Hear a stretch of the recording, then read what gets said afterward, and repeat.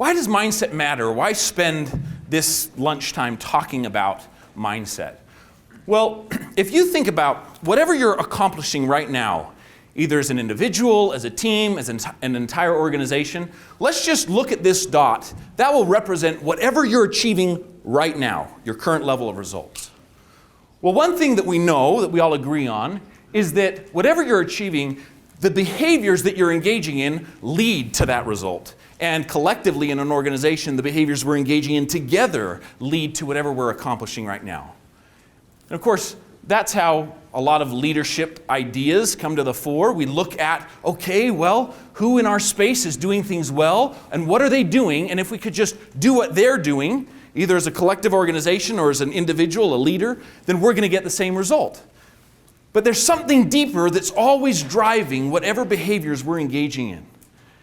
And that's often harder to get our hands around. This is what we're going to call mindset. In the same way that behaviors drive results, our mindset drives all of those behaviors. So, let's say that we want to achieve a higher result. This is our desired result. Let's say we have a goal or a new target. Well, how do we get there?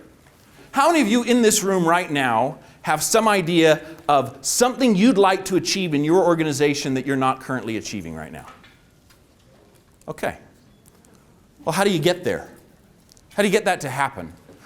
The common approach, based on this model, is to simply prescribe all of the behaviors necessary to achieve that objective. We're just going to push those behaviors. We're going to look at what those should be, and we're going to go prescribe those to everybody. Guys, here's what we're going to do in order to get that result. Well, looking at that, what's been your experience with that approach?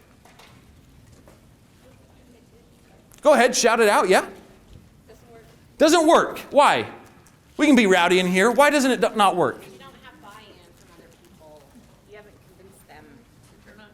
We don't have buy-in? We haven't convinced them?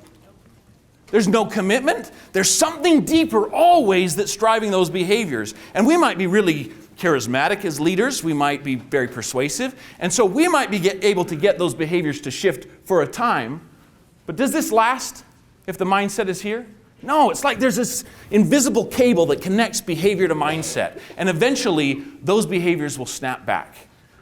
People will always go back to behaving wherever their mindset is, however they're seeing the world, right? In fact, McKinsey did a study recently, and here's what they found. Organizations that identify and address pervasive mindsets at the outset will be 4 times more likely, 400% more likely to succeed in whatever organizational change initiative they're engaged in than if they just overlook that stage and go straight to behavior.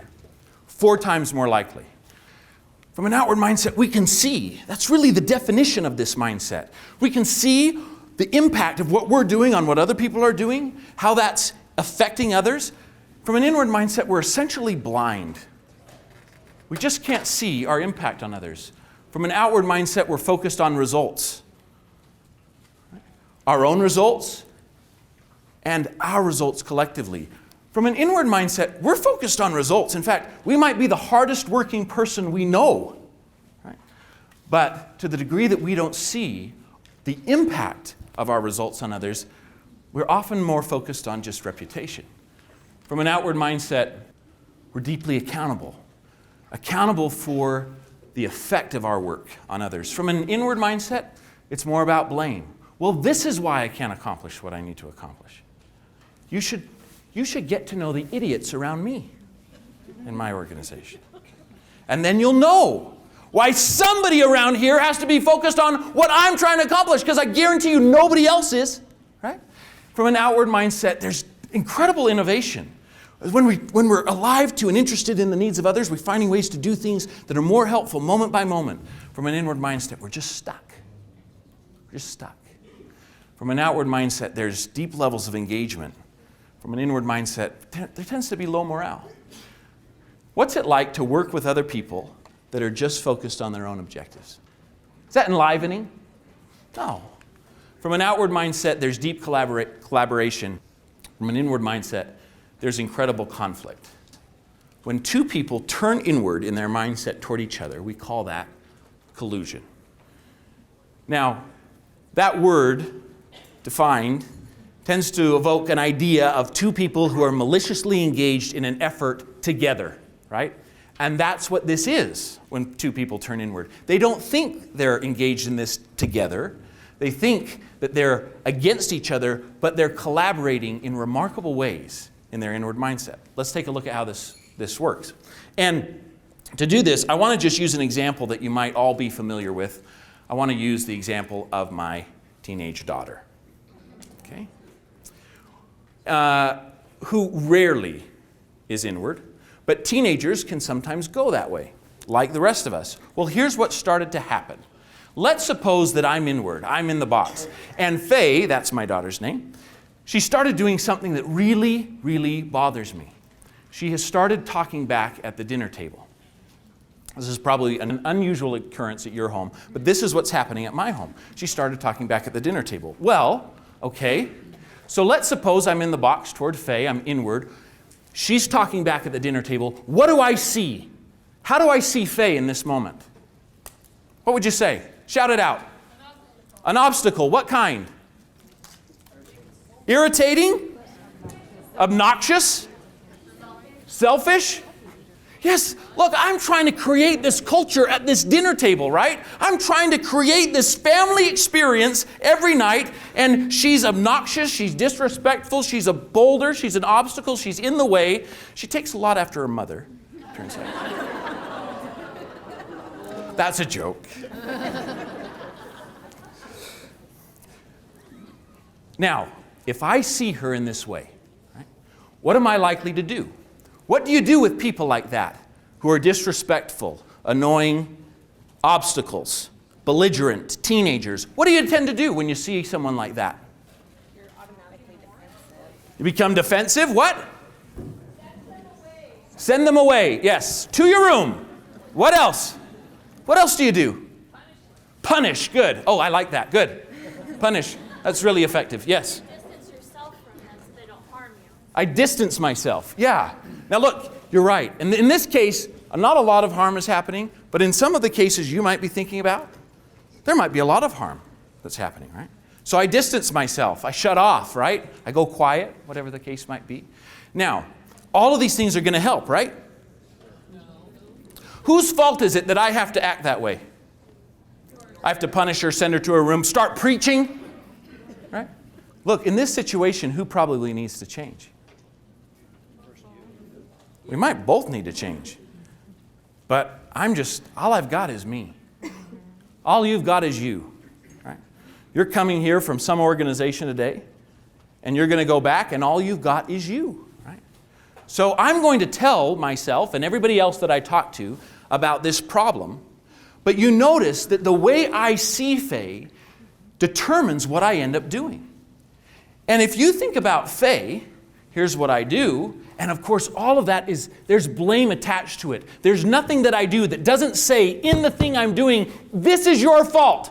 I wouldn't have to be a father like this if it wasn't for children like you. It's baked into everything I do. There's blame that saturates all of it. And do you think Faye can tell? How old do you have to be to tell when someone is blaming you in what they're doing? It's so human. It's always there. You can't hide it. It stinks, right? Blame carries this pungent odor, and she knows it. So when I do these kinds of things, right, to Faye, how does she respond to blame? How do most people respond to blame? Oh, Dad, I had no idea. Gosh, if I realized that was creating so many problems for our family, I would just... Thank you, Dad. That's really helpful. No, nobody responds to blame that way, right? People respond to blame by going inward, right? Somebody's got to think about them, right? So what does she see? How does she describe her dad at school? An ogre? A jerk? What? Strict? Overly strict. I mean, ridiculously strict. What else? Unreasonable. All of those things, right? Yeah, not cool. My dad is not cool. You guys might have cool dads, not my dad, right? That's what she sees. Now here's the question. Down here at the bottom, there's what she does. And what does she do that's so annoying to me? She talks at the dinner table. So here's the question. In the way that I have invited her to see me, is she likely to do more or less of that thing I tell everybody really bugs me? More. That's how this works. We are in this together. Right? That's how the inward mindset works, and neither of us know it. We call that self-deception.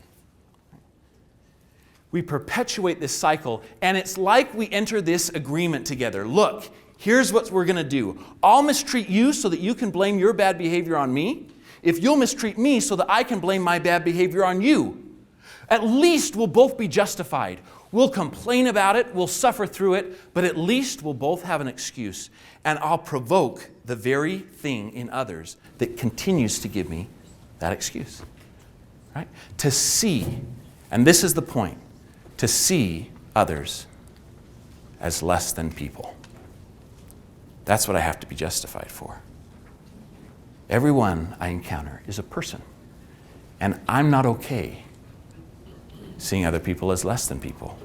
So I have to provoke other people to be as blameworthy as I've seen them to be. But it starts with how I see. It starts with my mindset.